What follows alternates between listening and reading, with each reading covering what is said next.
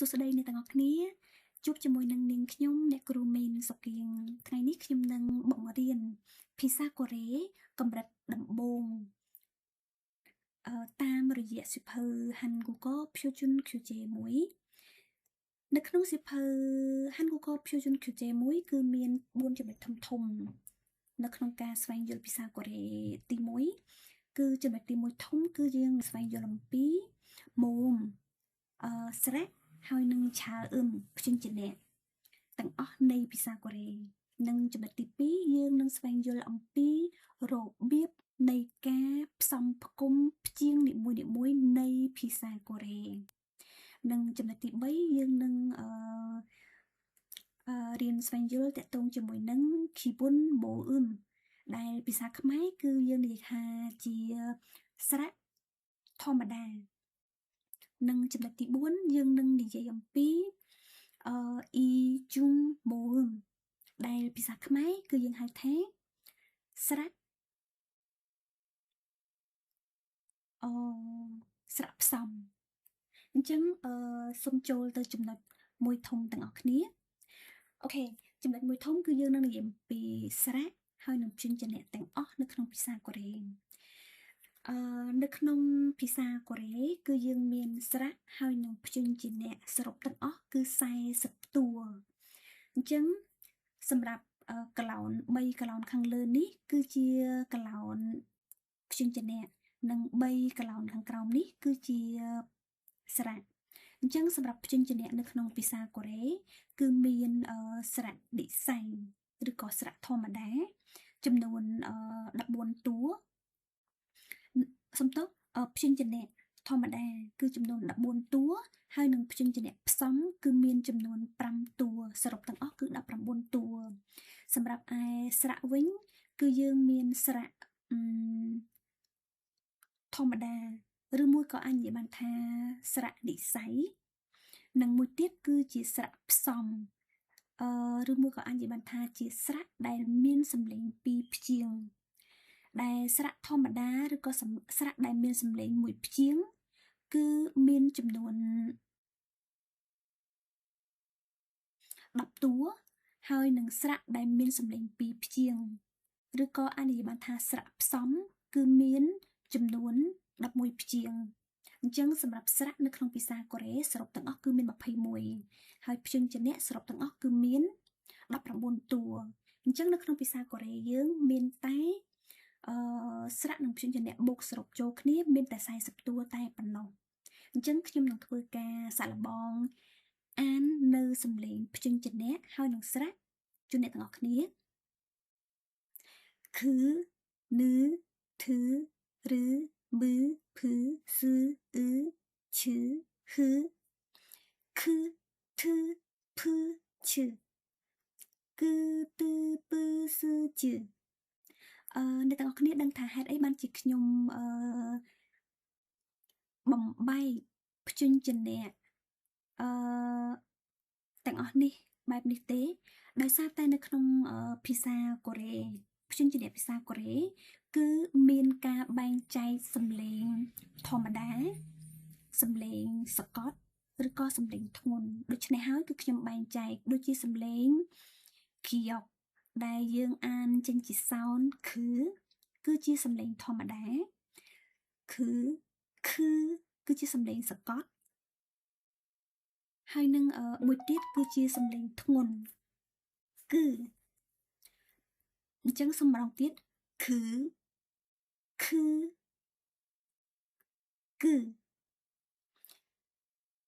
និងមួយទៀតសំឡេងធម្មតាសកតធ្ងន់ធឺទឺធម្មតាសកតធ្ងន់ភឺភឺពឺធម្មតាសកតធ្ងន់ឈឺជឺ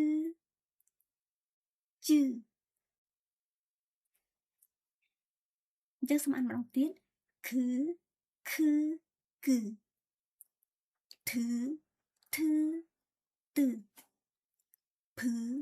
ភឺពឺស៊ឺឈឺជឺ ចាសូមអានទាំងអស់ឡើងវិញគឺនឺធឺឬមឺភឺស៊ឺអ៊ឺឈឺហឺគឺធឺភឺឈឺគឺទឺពឺស៊ឺជឺទាំងអស់នេះគឺជា sound នៃព្យញ្ជនៈភាសាកូរ៉េតោះឥឡូវសូមចូលមកមើល sound នៃស្រៈភាសាកូរ៉េម្ដងដែលកន្លោនទី1នេះគឺជាកន្លោនស្រៈដែលមានសំឡេងសូរសំឡេងតែមួយព្យាង្គទេដែលភាសាកូរ៉េគេហៅថាឋាន់ម៉ូអ៊ឹមតោះសូមអានអ្នកគ្នា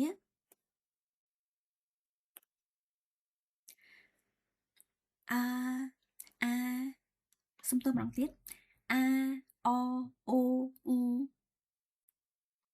អ៊ឺអ៊ីអេអេវេវីនេះគឺជា sound ដែលមានសំឡេងតែមួយព្យាង្គអញ្ចឹងសូមមើល sound ខាងក្រោមដែលមានសំឡេងពីរព្យាង្គយ៉ាយ៉យូយូអ៊ុយយេយេវ៉ាវ៉វេវេសំឡេងខាងក្រោមគឺជាសំឡេងស្រៈដែលមានសូរពីរព្យាង្គដែលភាសាកូរ៉េអាចនិយាយបានថាអ៊ីជុងម៉ូអ៊ឹមសម្រាប់ខាងលើគឺឋាន់ម៉ូអ៊ឹមអញ្ចឹងតកតងជាមួយនឹងព្យញ្ជនៈនិងស្រៈទាំងអស់នេះគឺយើងនឹងសិក្សាលម្អិតនៅវគ្គខាងក្រោយឥឡូវនេះខ្ញុំសូមបញ្យល់ថែមមួយទៀតនៅក្នុងភាសាកូរ៉េគឺព្យញ្ជនៈអ៊ឺដែលវាមានសូរសំឡេងអក្សរអអ៊ឺតកតងជាមួយនឹងព្យញ្ជនៈមួយនេះនៅពេលដែលវាប៉ះជាមួយនឹងស្រៈខាងក្រោមគឺវាមិនមានសំឡេងនោះទេមានន័យថានៅពេលដែលវាប៉ះជាមួយនឹងឬក៏យើងបាននិយាយបានថាវាបូកផ្សំជាមួយនឹងស្រៈខាងក្រោមទាំងអស់នេះគឺវានឹងលុបគឺវានឹងបញ្ចេញសំឡេងទៅតាមស្រៈទាំងអស់នោះឧទាហរណ៍អ៊ឺអាគឺវានឹងបញ្ចេញសំឡេងអាបើសិនវាប៉ះជាមួយនឹងអវានឹងបញ្ចេញសំឡេងអបើវាប៉ះជាមួយនឹងអូវានឹងបញ្ចេញសំឡេងអូអញ្ចឹងបានន័យថាsound វានេះនៅពេលដែលវានៅព្យាង្គទី1បន្តមកទៀតព្យាង្គទី2គឺស្រៈអញ្ចឹងគឺវាមិនមានសំឡេងទេតែប្រសិនបើវានៅព្យាង្គទី3ដែលអាចនិយាយបានថានៅជើងប្រកបនោះវានឹងបញ្ចេញសំឡេងអ៊ីអ៊ឹងដែលខ្មែរយើងអាចស្មើនឹងអក្សรงអញ្ចឹងសម្រាប់លម្អិតការបញ្យលគឺខ្ញុំនឹងបញ្យលនៅវគ្គខាងក្រោយអញ្ចឹងសូមចូលទៅដល់ចំណុចបន្ទាប់ចំណុចទី2យើងនឹងស្វែងយល់តកតងជាមួយនឹងការបូកឬក៏ការផ្សំព្យាង្គនីមួយៗនៅក្នុងភាសាកូរ៉េអញ្ចឹងការផ្សំផ្គុំព្យាង្គនីមួយៗឲ្យបានទៅជាពាក្យនៅក្នុងភាសាកូរ៉េគឺមាន4របៀបទី1គឺបូអ៊ឹមគឺស្រៈមានន័យថាស្រៈនៅពេលដែលព្យញ្ជនៈអ៊ីអ៊ឹងប៉ះជាមួយនឹងស្រៈគឺព្យញ្ជនៈមួយនេះមិនមានសំឡេងទេវានឹងបញ្ចេញសំឡេងទៅតាម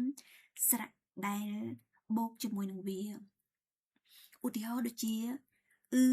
អាអ៊ឺអូអូអ៊ឺអ៊ីអ៊ីអ៊ឺអាអ៊ឺអ៊ីអ៊ីអាអ៊ីអ៊ឺអាអ៊ឺអ៊ូអ៊ូអាអ៊ូចាសសូមម្ដងទៀតអាអូអ៊ីអាយអាអ៊ូនេះគឺជា sound នៅពេលដែលព្យញ្ជនៈអ៊ឺប៉ះជាមួយនឹងស្រៈដតីអូខេចំណុចទី2គឺឆើមបូកជាមួយនឹងម៉ូអ៊ឹមអញ្ចឹងរបៀបទី2គឺនៅពេលដែលព្យញ្ជនៈប៉ះជាមួយនឹងស្រៈព្យញ្ជនៈប៉ះនឹងស្រៈគឺមានន័យថាព្យញ្ជនៈឈរនៅខាងមុខ ស្រៈឈរនៅព្យាង្គទី2ឧទាហរណ៍ដូចជានឺអាណានឺអាណាគឺអូខូខូធឺអថថទឺទឺទឺអូតូតូតូភឺភឺអាផា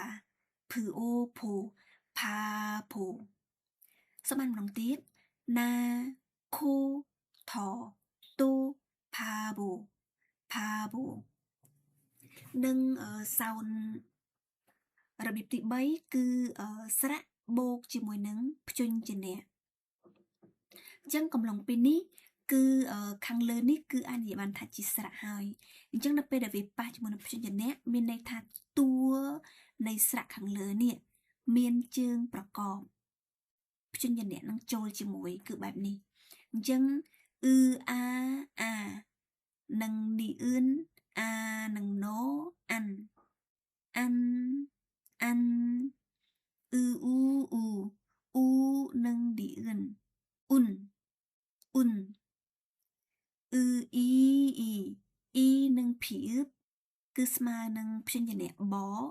អញ្ចឹងអ៊ីបអានអ៊ុនអ៊ីបនិងអ៊ីអឿងនៅពេលដែលឈរជាព្យញ្ជនៈនៅព្យាង្គទី3អញ្ចឹងអានេះគឺព្យាង្គទី1ស្រៈព្យាង្គទី2ហើយគឺព្យាង្គទី3នៅពេលដែលវាឈរនៅព្យាង្គទី3វានឹងសម្ដែងអក្សรงងដែលអង់គ្លេសគឺ ng អញ្ចឹងយើងអានថាអ៊ឹងភីអឹបសម្រាប់ម្ដងទៀតអានអ៊ុនអ៊ីបអ៊ឹងអឹបចាបែបនេះនិងរបៀបទី4គឺព្យញ្ជនៈបូកឲ្យស្រៈបូកឲ្យព្យញ្ជនៈអញ្ចឹងមានន័យថាខាងនេះគឺព្យញ្ជនៈព្យាង្គទី1ព្យាង្គទី2គឺស្រៈនិងព្យាង្គទី3គឺព្យញ្ជនៈតោះស្មើទាំងអស់គ្នាខាអ៊ីអ៊ឹងគឺអក្សรงងខាអាំងខាំងផាអាំងផាំងផារីអ៊ឺលគឺអក្សរឡូចឹងផារីអ៊ឺលផាល់ភឺអាផាផាល់ខូគឺអូខូខុងភឺអាផានិងភៀបផាប់ខាំងផាំងផាល់ខុងផាប់ចាគឺអានបែបនេះអញ្ចឹងរបៀបនៃការផ្សំផ្គុំព្យាង្គនីមួយៗនៅក្នុងភាសាកូរ៉េរបស់យើងគឺមាន4របៀបបែបនេះសូមចាំទាំងអស់គ្នាទើបអ្នកទាំងអស់គ្នាអាចធ្វើការបង្កើតពាក្យឬក៏ផ្សំផ្គុំព្យញ្ជនៈនិងស្រៈឲ្យបានជាពាក្យហ្នឹងគឺបានត្រឹមត្រូវតោះសូមចូលទៅចំណុចបន្ទាប់របៀបផ្សំផ្គុំស្រៈហើយនឹងព្យញ្ជនៈគឺគេមានរបៀបរបស់គេនៅពេលដែលស្រៈអាយ៉ាអយ៉អ៊ីអេយេអេយេតកតងជាមួយនឹងស្រៈទាំងអស់នេះប៉ះជាមួយនឹងព្យញ្ជនៈអញ្ចឹងព្យញ្ជនៈគឺត្រូវតែនៅខាងមុខស្រៈទាំងអស់នេះឧទាហរណ៍ដូចជាគឺជាព្យញ្ជនៈគឺវាឈរនៅមុខស្រៈទាំងអស់នេះគឺអាខាយ៉ានឺអណភឺយ៉ភျភឺអេភេគឺយេខេបើសិនជាយើងអានសោនឲ្យត្រូវតាមព្យញ្ជនៈនិងស្រៈខាងលើនេះគឺយើងអានថាខេក៏ប៉ុន្តែនៅក្នុងកន្លែងនេះគឺយើងអត់អានខេទេនៅក្នុងភាសាកូរ៉េគេអានថាខេនឺអេណេយេតាសំអានម្ដងទៀតខាយ៉ាណភျភេខេណេយេហើយតកតងជាមួយនឹងស្រៈខាងក្រោមនេះដែលមានដូចជាអូ yo u yu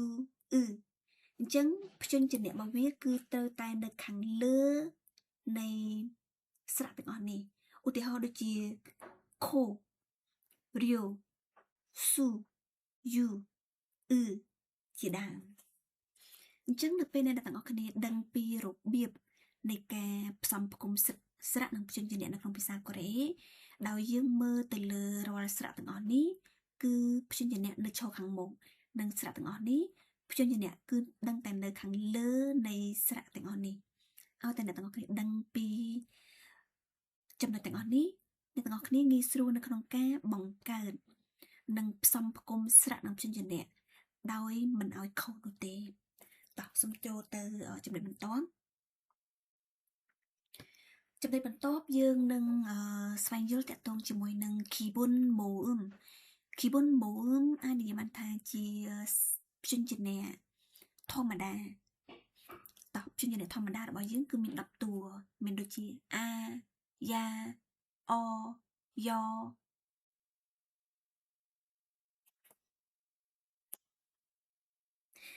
សូមទោសអ្នកទាំងអស់គ្នាដោយសារតែមុននេះគឺខ្ញុំទៅសេផ្លេចស្រៈមួយចំនួនអញ្ចឹងសម្រាប់ Kibun Moum របស់យើងគឺមាន10តួដែលក្នុងនោះមាន a ya o yo o yo u yu i ទាំងអស់នេះគឺជា